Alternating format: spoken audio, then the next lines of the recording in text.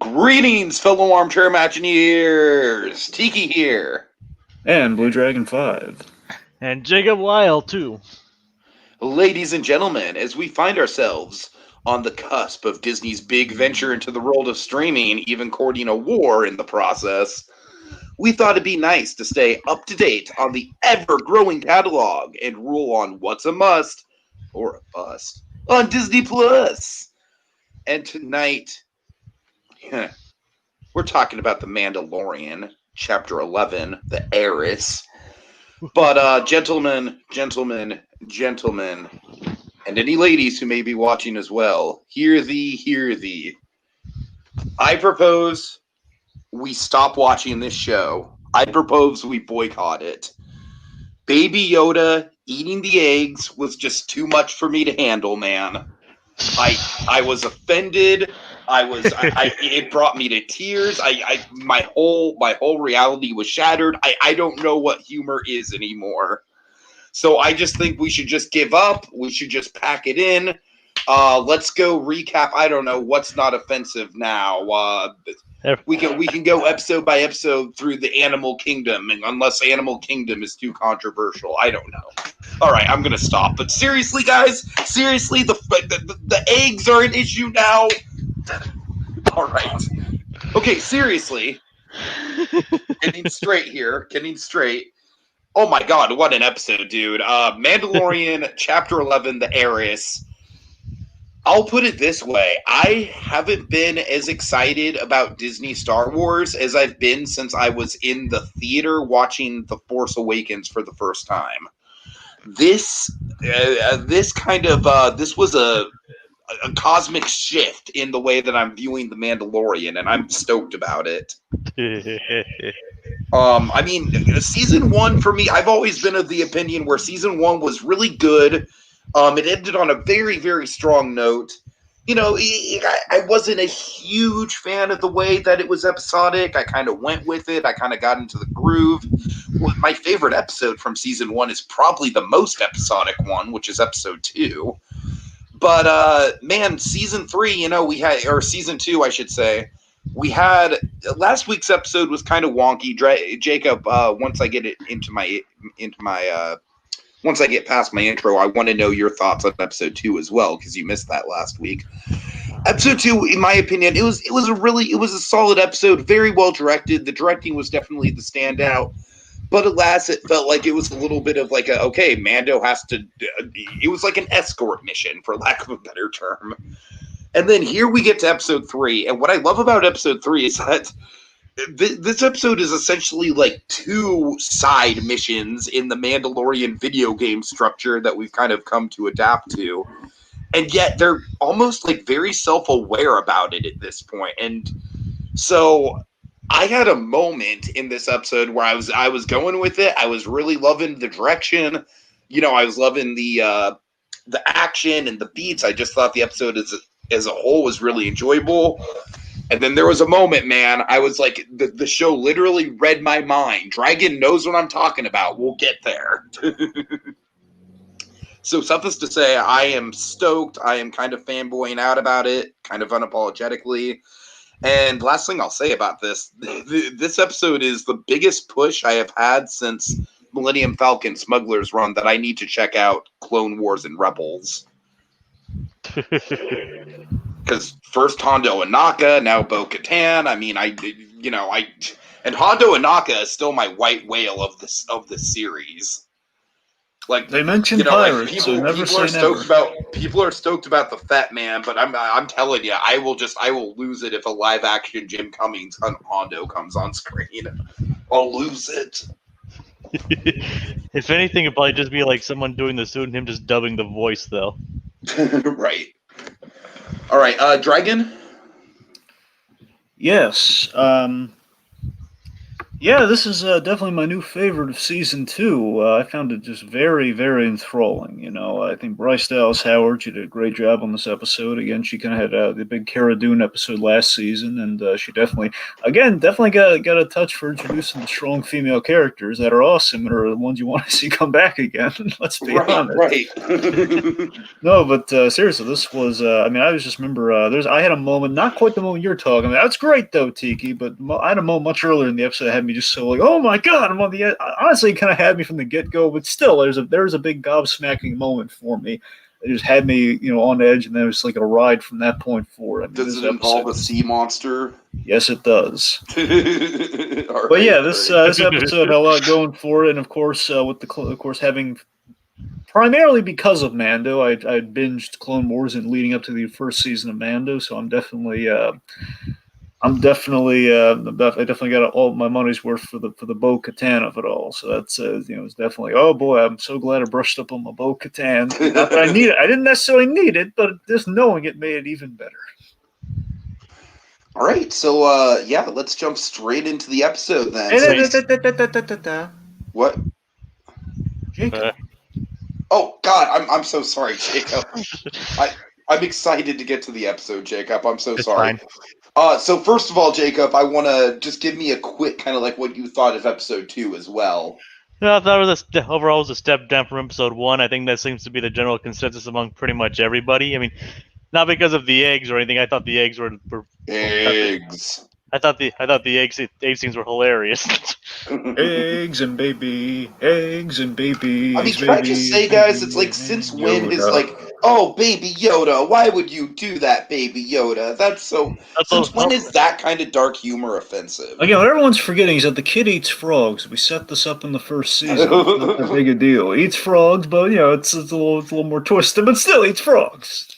Look, I don't know. Look, I don't want to spend the whole time on the soapbox, but it's just culture these days, man. I'm kind of just laughing at cancel culture at this point. I do find it hilarious as everyone's talking about. We have a Funko Pop of him looking at the eggs, which is pretty funny. Jacob. Sorry. Honestly, I think a lot of people are just treating it more as a joke than anything. But overall, I thought that, the spiders were impressive, but the frost spiders were definitely impressive. I watched it with my family, and my mom hates spiders, so she wasn't a very big fan of that moment.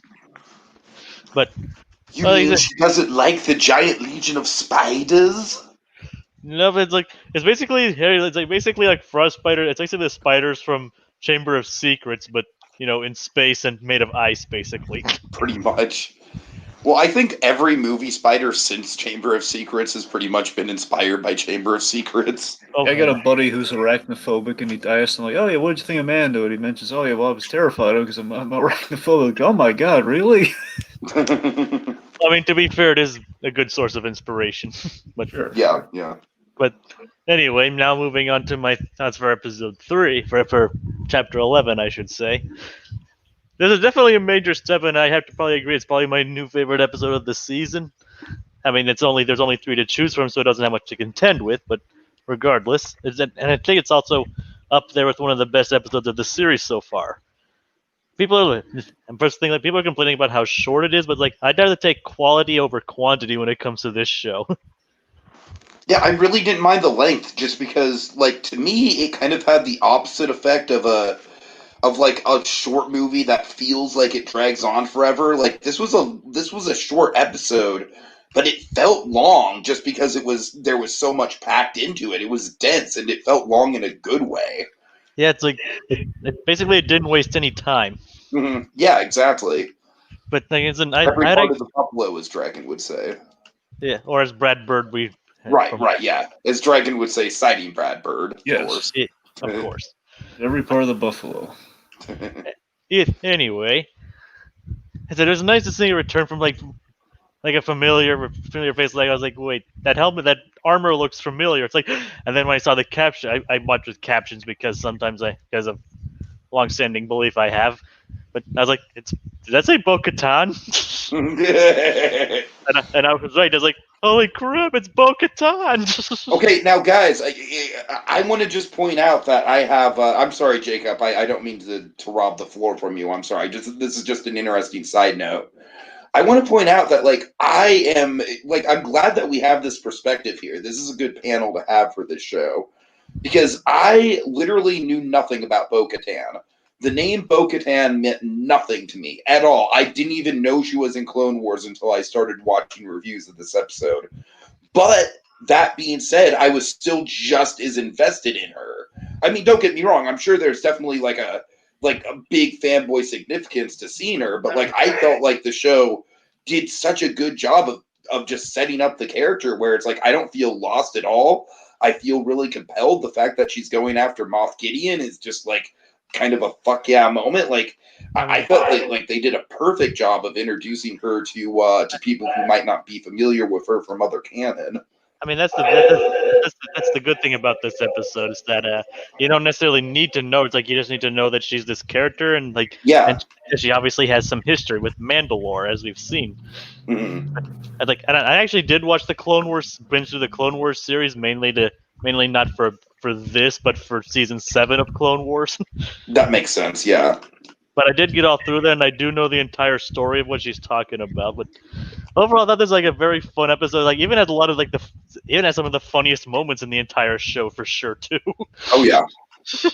We'll get to that, and even like ended on like a massive fanboy tease for like another beloved character from the Clone Wars. Oh boy. Yeah. So I was like, no way. I mean, it's probably not going to be next episode because that's the way the show works. It's probably going to be like a tease. Man, I honestly hope they do next episode. I like that. That'd be a nice change of pace for this show. Well, he's got to get the Razor Crest fixed first. Let's be honest, man. The thing's in tatters right now. Right. Mon Calamari, unbelievable. That's what I'm saying. Their mechanical skills. I mean, it's not like the workmanship of Tatooine on Trask or mostly Mon Calamar ethnicity basis here. It's not going to do well. But either way, I definitely thought this was definitely a highlight of the entire series so far. I said some of the funniest moments and some of the best action set pieces we've had so far. So, and plus, like you said, plus Moff Gideon's return, we could possibly get to see a hint at his future. So this episode is like a crux as we've seen. We got some big plotty stuff this episode. And I feel like it's setting a precedent for episode 3 to be the big episode of Mandalorian going forward. It's like episode 8 Dragon. True. Basically is the Netflix kind of 13-episode equivalency with and the big game changer. Like episode 3 of season 1 was the big kind of like, that's when Din Djarin, turns Baby Yoda into the Empire, then has the second, then has the change of heart. The knob, man. The knob's one of my favorite parts. What?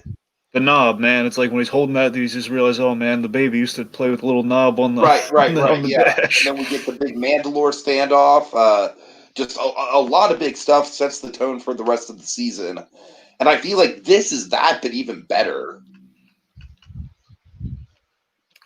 Yep. All right. Mm-hmm. All right, let's dive into it. Let's crash into it. So speaking of which, yeah, very tense. I mean, I was already predominantly gripped with this really tense landing on Trask. Did this feel like a Star Tours moment to you guys at all? Yeah, a little bit of a Star Tours moment. I hope they turn something like hope they incorporate Mando into the Star Tours. Oh, that gives me ideas for like a complete Mando overhaul of Star Tours. If you want to keep Star Tours relevant, that'd be a way to do it. Well, we kind of pitched Mando Star Tours for the Mando Holiday Special. Well, yeah, but I'm saying like a complete overhaul of the attraction itself. Sure. But again, I love that the Razor Crest is such character by this point. Where again, much like the Mandalorian, we don't know if it's going to make it every episode now this season. Okay, God, I'm sorry. Like Imagineering ideas are like flooding into me because the whole like Mando Star Tours. I have to get this off my chest, or else I'll go crazy. Oh yeah, interrupt my point. Go on. Yeah, sure. Mando Star Tours, really quick, would be Din Djarin, much like in our holiday special. Like he's hijacked the Star Speeder, and then so you have an animatronic of Din Djarin, and then you also have an animatronic of Baby Yoda in the Star Speeder with you. All right, that's it. Okay. Um, I love how like when they land, it's like I saw one like a reviewer like I don't know if it was a review or something describe it like describe basically the ship as pratfalling into the water. I love how close it was. And you just had like the the guy, the Mon Calamar on the dock, just like going like, I just like, he looks like, okay, is he gonna make it? Like, oh no, we gotta get the crane now. But it's just like speaking of I which, felt I want a goddamn action figure of that crane. Oh of the yeah. crane. Yes, the crane. The I crane. mean, it's cool. I'm just that. I just want to waterways. clarify. Yeah. It's like a AT-AT for utility basically. I know, Yes, right? It was pretty, yes, I love it. I love it. pretty cool. That was honestly one of my big geek out moments. Why can't we make this show more toyetic, man? I could swear I've seen. The show is already pretty toyetic, to tell you That's the what I'm truth. saying, You don't because wanna again, go it's too playing toyetic from with the whole it. Star Wars toy philosophy. That's what I'm saying. Like, why can't we actualize more of these toys pronto? Oh yeah, right. No, I hear you. I hear you. I mean, I might be mistaken, but I could swear I've seen something like that in Fallen Order. Well, Again, they probably pulled it's it from insane. there. It's They're like, let pulling me it from go back everywhere. to illustrate your point, Dragon. It is insane that they did not have Baby Yoda merchandise ready to go. Well, Yeah. the main reason was to prevent the leak and keep it a surprise, but It's still insane. Still insane. yeah. Anyway, so we're on. So we revealed that we were not on Mon Cal. We're on the seaside town. Again, this really great design work here. The seaside town of Trask, where it's like a black market kind of I was seaside thinking this for spaceport. sure. So basically, it's populated by the Mon Calamari and the Quarren, which Tiki kind of learned this in Clone Wars. And honestly, I'd say some of the most boring episodes of Clone Wars, but that's just my 2 cents. The important takeaway is that these two factions kind of war with each other: the Mon Calamari and the squid face guys and the Akbar looking guys. So I have one nitpick. The squid face guys are just like I can't, like, there's no possible way I can look at them and not see Davy Jones. Yeah. Well, actually, Davy Jones was an octopus. Okay. All right, Jacob. I was just, you can tell I was being sarcastic. All right. So, God, the thing with this episode is that every moment just really shines. So we get the reunion with Mr. Frogman. Guys, I was holding my breath as Mr. Frogman was looking at like, I wanted so bad for him to start freaking out about some eggs being missing, man. Well, I think it's like the fish thing. Fish lay a whole bunch of eggs. He's never going to be able to count them. He won't know. No, you're right. You're right. Oh God.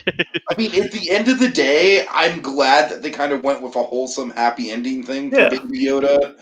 But there was room for dark humor if they wanted to include dark humor. I was on the edge of my seat later on. I thought he was going to eat the thing later. Well, to be fair, regarding that little squid trying to eat him, there kind of is some dark humor involved. Well, yeah, of course.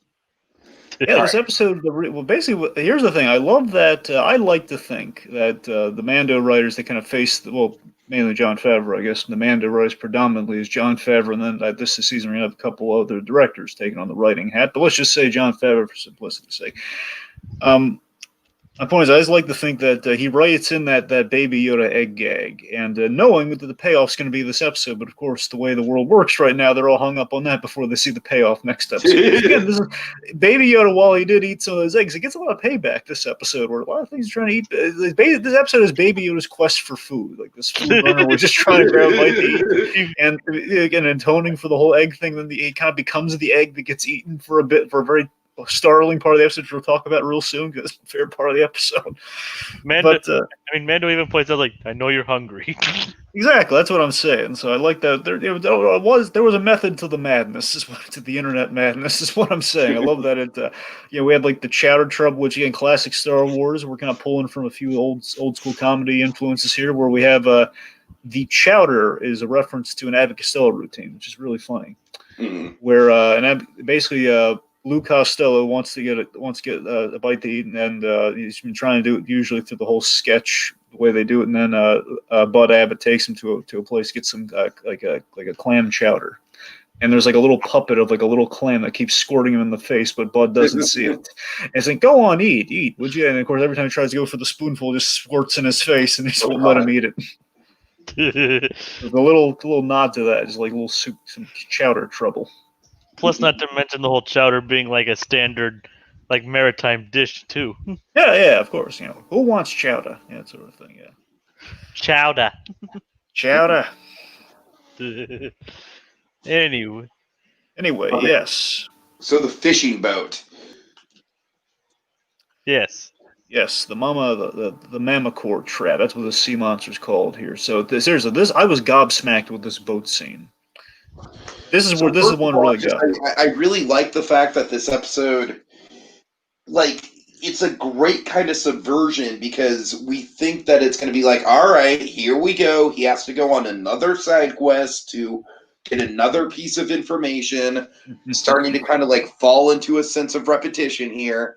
And then, no, like pretty much right off the bat, First of all, guys, were you suspicious of the whole, like, come on, lean in a little closer. You really want to see this.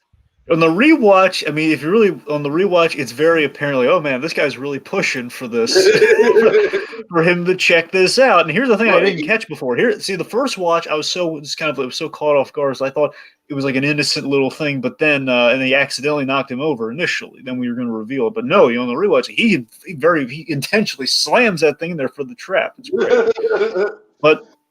But seriously though, I was so gobsmacked and enthralled that this is the big moment of the episode for me. Oh my god, Baby Yoda in such like instant peril. It's like, oh god, he's been throwing the thing. Mando jumps in there without a second's hesitation after Baby Yoda gets turned again in his little egg-shaped pram. He's then eaten like the ultimate retaliation for last episode.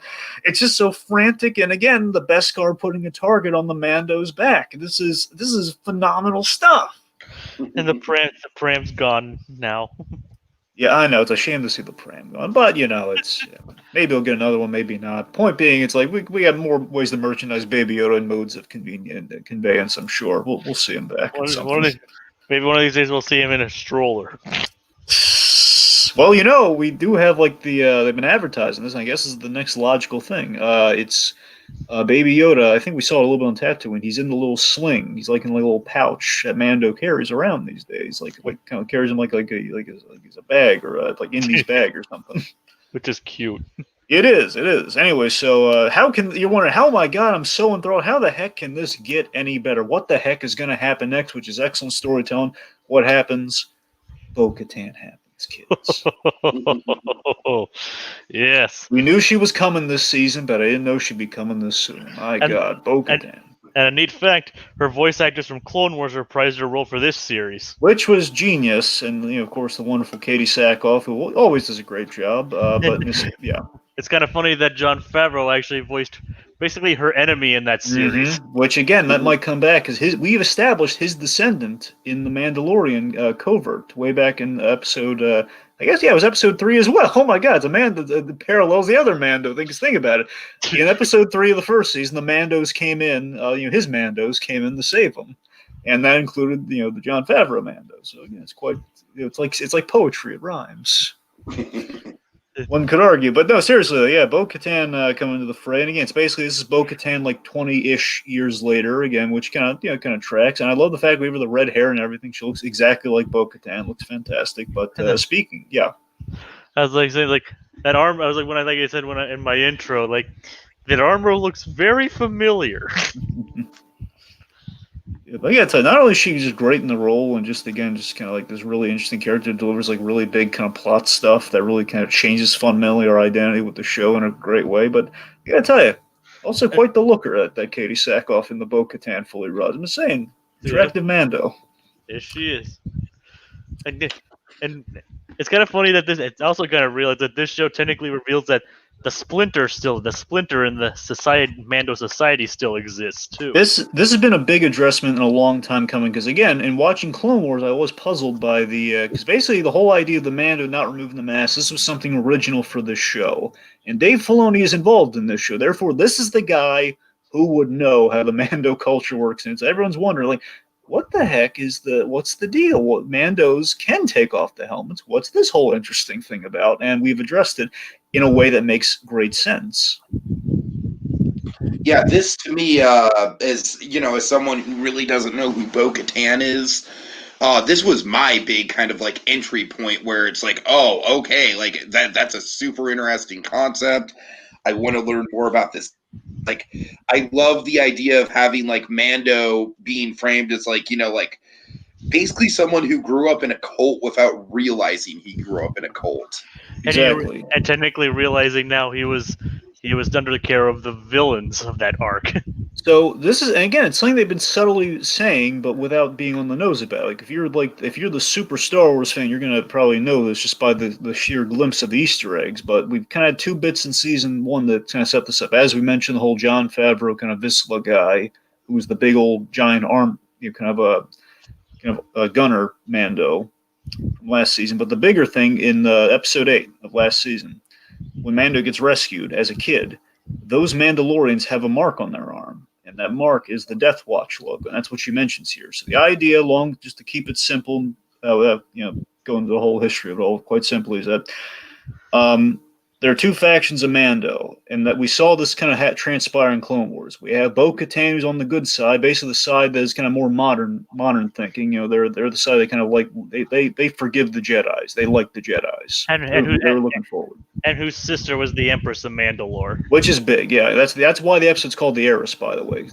Essentially she's kind of like the heir to the Mando throne after her sister, who was actually really sweet on Obi-Wan Kenobi, by the way. Her sister actually was really digging it, Obi-Wan. Keyword being potential crossover.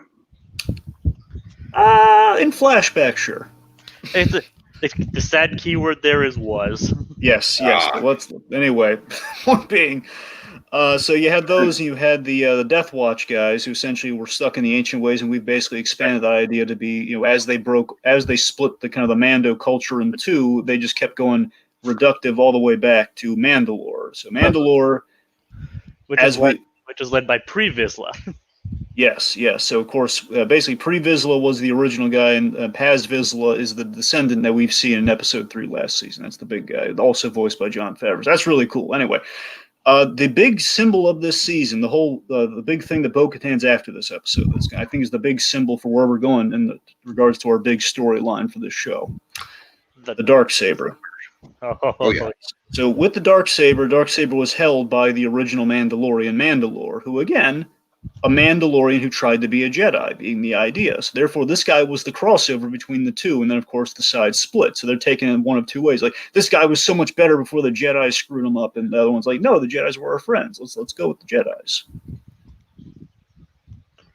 And basically after that point, it was whoever, like the side whichever held the Darksaber held claim to the throne of Mandalore. So that's why she wants to go home much again. Like Excalibur. Yes, exactly. And then for a while, it was even held by Darth Maul. Exactly. So the point being, Mandalore's leadership has changed quite a great deal, Tiki, over the time. So basically, now the Darksaber is in, as we confirm, as we the audience knew, but poor old Bowie did not. Is that Moff Gideon holds the Darksaber? Maybe you'd like to take the lead on that, Tiki. Well, are we going to jump straight to the Moth reveal? I mean, we can just jump around a little bit if you'd like. I mean, all right, that's fine.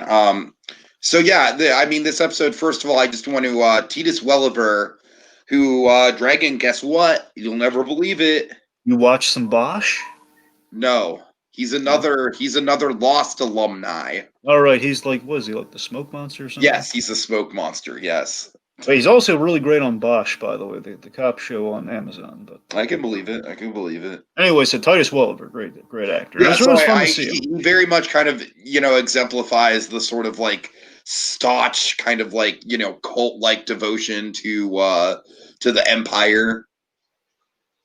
Certainly. And it just kind of, and it also kind of reveals like that, like is he still there? It says glory to the Empire, but that doesn't understand exactly what we don't understand exactly what he means by that. Like, are they continuing it? Or are they just like living in its memory, or what? Right. So basically, the moment I was talking about that really kind of just solidified this whole season for me. It was essentially like I was having this moment where I was really enjoying seeing this kind of like lower scale, but still very, very cool and exciting sort of siege on an Empire vessel and the idea of an Empire boat. I was really into that real building. But I had one thought cross my mind. I was like, you know what? We're like almost halfway through the season and we haven't seen any Moff Gideon. Like, I hope this show doesn't spend too long without getting some Moff Gideon. I swear to God, like 30 seconds later, that's exactly what we got. Moff Gideon. The shit. What? I was just saying Moff Gideon. He came back. Yeah.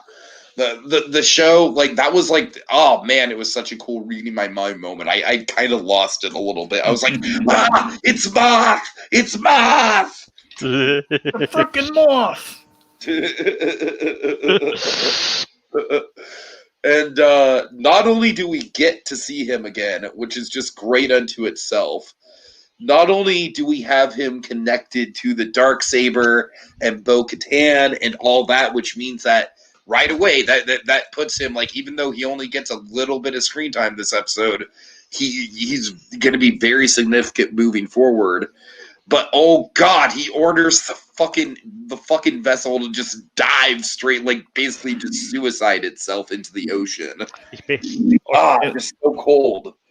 Speaking of suicide, I love how we have space suicide capsules with the Tice Welliver character. It's like not just like a cyanide capsule. No, it's spacey, as in like he bites it down, it gets all electrified and everything. It's cool.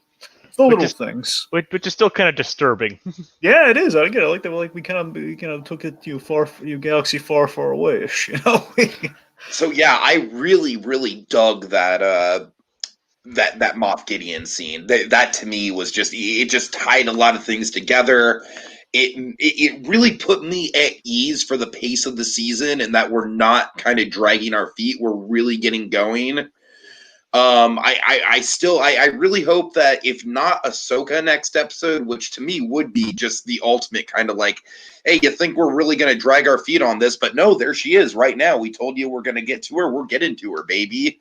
But I think if not Ahsoka, I really want next episode to be either Cara Dune or oh god, I'm sorry. I'm spacing. Grief Karga.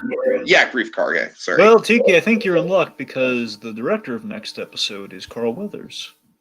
Oh, okay. Which, I mean, look, I'm no rocket scientist here. I mean, that doesn't necessarily. It wouldn't be completely out of question for an actor from a show to do something to direct an episode that they're not in, but still. I mean, sure. I'm just saying it's possible, but I mean, I'm just saying the reality is Mando needs to fix that ship, man, before he takes like a travel parts. You know, he says that's very true. Because Mando did say Corvus, which is where Ahsoka is. You know, it's a bumpy ride. Now I don't know if that means like, hey, we're gonna go in the ship and the conditions as in, so it's gonna be bumpy getting there, or it's like, hey, we're gonna fix up the ship, then take take a smooth ride out to Corvus. I don't know. So. All right, so Atomic Beast is in the comments, and he brings up an interesting point here that maybe Jacob could, maybe one of you guys has heard the other name here. So Moff Gideon might be related to either Tar Vizsla, who was again one of the Jon Favreau connective things, or Darth Raven. I've definitely heard of Darth Raven, but I don't really. Yeah, I don't know who Darth Raven is. Again, Vizsla is go on. Darth Raven was like a major character in Knights of the Old Republic. Right, yeah. I'm honestly not sure who Tar Vizsla. I mean, I recognize the name. I don't know either. I've never heard that. Well, no, name. Vizsla is the Jon Favreau lineage character. It's just Tar. I forget if Tar was supposed to be the one in Clone Wars, or if he's the descendant of, or that was like pre-Vizsla's ancestor that he's kind of trying to honor. Right? The point being, he's part of the Vizsla clan. That's the idea. Well, I'm guessing considering we have a Paz Vizsla here, I'm guessing it's probably an ancestor. That's what I'm saying. It's probably like the oldest of the ancestors, would be my guess. But considering there's really no family resemblance to them, I have no idea. I kind of doubting if he. Oh, Tar Vizsla is the first Mandalorian Jedi. That's who it Oh, was. so it okay. Here's the thing. Sorry, they kind of name dropped Mandalore. I forgot that. Oh yeah, okay, you're right. Okay, there's your guy. He was the one who crafted the Darksaber. Now that's why. Okay, no, I got it now. I remember what it was. Pre Vizsla, he claimed the Darksaber because it was his family's birthright, and that's why he was really possessive of the Darksaber. That's what it was, because that was the whole Mandalore becoming a Jedi thing way back in the. Sorry, we got it. We got it. Yeah. Well, who knows? It's entirely possible. Like I said, I just don't know if there's like little family resemblance between like Vizsla and Gideon. I'm entirely unsure. I mean, who knows? He could have been adopted by them or something. But Yeah, I don't think it's going to be necessarily like he's related to Vizsla. I think he's going to maybe have a history by proxy of Vizsla. Like maybe that could be it. But on this Darth Revan thing again, it's well, he had to come across the Darksaber somehow. that's what I'm saying. Somehow it came across it. I mean, possibly he had a run-in with Darth Maul for all we know, which could be amazing. But I don't know. Okay, there has been a lot coming out about Darth Maul recently. Have you guys heard about that? Yeah, I heard there was something like, wasn't Darth Maul supposed to be in George Lucas's sequel trilogy for what happens after? Yes. Yeah, I mean, I think we got I think what they did with him in Clone Wars and Rebels was good enough. It was good. And you also got to remember, obviously after Rebels, there's no way to bring him back without it seeming as hokey as Palpatine. So, well, I mean, let's just say throughout the entire Clone Wars and throughout Clone Wars and Rebels, Maul died 3 times and came back every time. Yeah, I have not watched Rebels. I watched from what I understand, I don't know what Darth Maul was necessarily killed at the end of Rebels, and we know he's in the Han Solo movie. Therefore, we don't know. I don't know exactly what happens to Maul after Solo. So we know presumably he lives at the end of Rebels. From everything I've heard, I just thought that he died at the end of Rebels. Well, I'm trying to remember where Rebels takes place within. Oh, okay, so he's dead. Okay, I guess Rebels. Rebels must finish off after Solo. There you go. All right. Yeah, because technically Solo, I believe, takes place before the. No, you're right. I'm just saying, they're all kind of in that New Hope-ish, a little before. It's kind of in the 3.5 space. It's that 3-point space area. So yeah. So I don't think Maul. I think what they did with Maul was already good. So I don't think he's going to come back. I mean, imagine we have a flashback of him having stealing it from Maul or something. Again, someone's got to trace the Darksaber. There's probably an actual answer for this, but I mean, we could see another one of his race for sure. Sure. Like the Night Brother, the brothers, or I forget what they're called. They're the Night Sisters and the. I know you're talking about. I can't think of the name. Yeah, but anyway, back to the episode. Yeah, anyway, so we have some really cool stuff like the cargo bay door gag, which is really funny. Wait, where are they trapped in? Like I said, that's what I was talking about when I said it's one of the funniest moments of the series. I was you could the look on the commanding officer's face. He's like I mean, that's a face that says "Are you freaking kidding me?" Which is just great. He's like, where? It was also when they mentioned pirates, my mind instantly went to Hondo. Yep, Hondo was a notorious space pirate from the original from. So honestly, man, Galaxy's Edge confirms that Hondo is very much alive and well after the Mandalorian. So I'm going to tell you this, Tiki. If we don't get Hondo this season, which again might be a stretch, I'm convinced next season we'll probably get Hondo. If we're going to get Hondo in this show, it's got to be next season. Oh. Yeah, I mean we gotta have to. At some point we gotta have, because he basically it's almost been his. It's the tone super well. The cool thing about Hondo is he's kind of contracted to appear at least once in every Star Wars series. So Right. I mean, he's in quite a few episodes of Clone Wars, and I know he was in a few episodes of Rebels. So. That's what I'm saying. He's in one or he's in 2 or 3 episodes of Rebels. Just special edition him into every movie R2D2 and C3PO style. It's they need to get Jim Cummings back for him though. At least to at least dub the voice. Right. Well, certainly, of course. No, you wouldn't even have the voice. Like, he'd just be, like, hanging out in the cantina. He'd be, like, I don't know, like, part of the crowd in Cloud City. He'd be, just chilling in Jabba's palace. He'd just be, like, just little on-screen cameos. I'm going to go as far as to say this. When right? Jabba died, I was there. I'm going to go as far as to say this. They've been talking about, outside of Kenobi, there's talk of a spin-off show from Mandalorian, or just another Star Wars show, kind of set and a little bit, not like grand sweeping, like we're going to give another giant character a show. Now, I don't know if they're talking about Ahsoka Tano. They might be. They could be. We haven't seen her. Could be Bo-Katan for all we know. Like, it's not that I'd be against Ahsoka Tano. I just think there's already so much Ahsoka Tano story out there. Sure, that's what I'm saying. I mean, it could be Bo-Katan for all we know. It could be like I'm saying again, it could be characters we haven't met yet. It could be an original character. That's what I'm saying. But the point being, like, what if it were Hondo? Is what I'm saying. I've heard. This is a wild theory, but I've heard theories that it's Luke and Ahsoka training Baby Yoda. That sounds too easy. I don't buy that. I don't buy it either. That's like it'd be like a fan. I don't know. Anyway. But Luke and Ahsoka, like, slowly building up the new Jedi Order, like, kind of building up to the Kylo Ren thing would be an interesting show. Could be. I'm not saying it's going to happen, just saying the idea has potential. Sure. Anyway. But yeah, it's like, okay, I think where we leave off at the airlock scene. Well, yeah, we kind of went over the airlock scene. We covered all the major points here. Mando, he got his information which of course is going to lead him to Ahsoka. I mean, that was like my major, not my other major no way moment. Like, they're really bringing in Ahsoka. Yep. Like, I was like, you grew to love her over the course of Clone Wars, and of course we saw her in Rebels, so. It's open to fight. Apparently, she's another one contracted to appear in every series so far. Right. I really like Mando's arc this episode, and again, he's not fully there yet. And again, I'm really thinking I got kind of a big theory about Mando after this episode. I think we're going to get to the point where he's going to be more on Catan side, where we're going to have a Mandalorian who's going to be able to take off his helmet. I like that. I don't know if it's going to be at the end of this season, but I think this season or next season, we're going to get to a point where Din Djarin, he'll be able to take off his helmet and it's kind of like basically open his mind to the other side of the Mandalorian culture.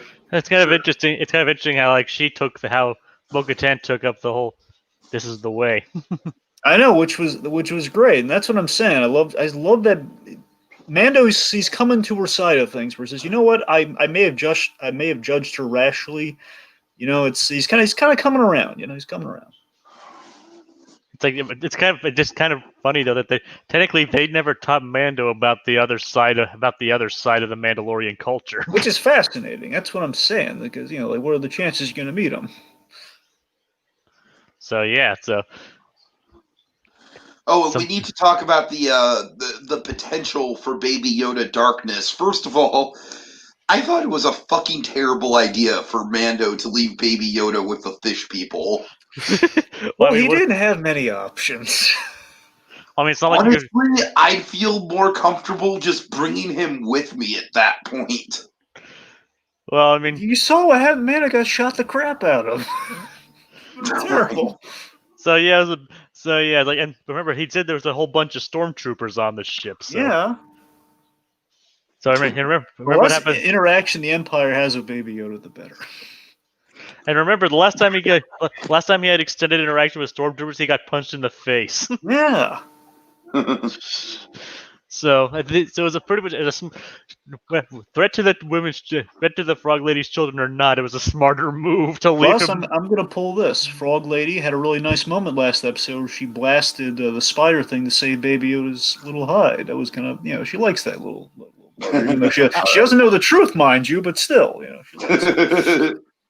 She's weary of him at least. But... No, but seriously, I gotta tell you, I know we make a lot of jokes about the eggs. I mean, I really did appreciate in the episode, though. I kind of read it as I could be reading into it, but it might be an optimistic glass half full sort of thing. You know what? I like to think that Baby Yoda seeing kind of the quote unquote miracle of birth through the egg becoming a little frog.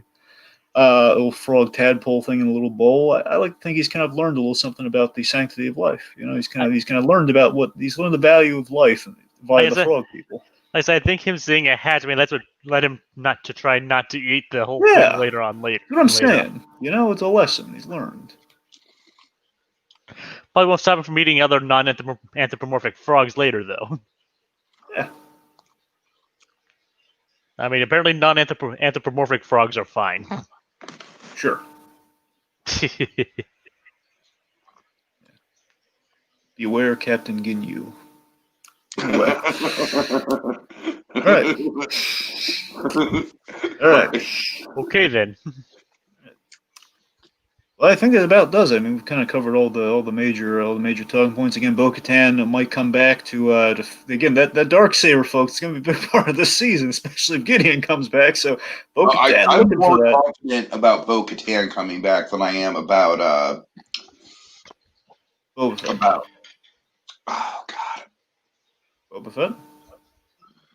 Well, actually, yes, Boba Fett, yes, but I was also thinking of Timothy Oliphant.